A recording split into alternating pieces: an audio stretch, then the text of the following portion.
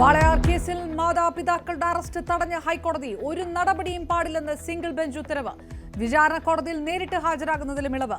നടപടി കുറ്റപത്രം റദ്ദാക്കണമെന്നാവശ്യപ്പെട്ടുള്ള ഹർജിയിൽ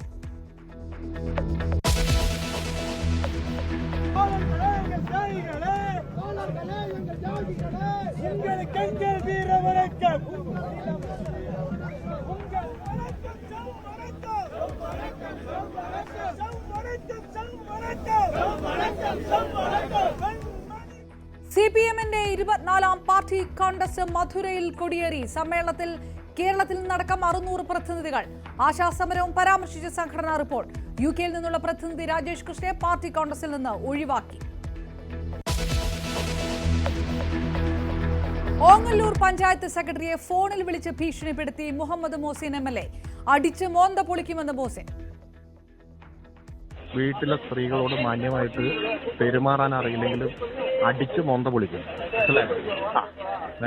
ആയിക്കോട്ടെ, നേരിട്ട് നിനക്ക് അറിയാം. ഇവിടെ നിയമസഭ MLA-യുടെ പ്രകടനം വിദ്യാഭ്യാസ യോഗ്യതയുടെ പേരിൽ സഹോദരിയെ അപമാനിച്ചു എന്നാരോപിച്ചു.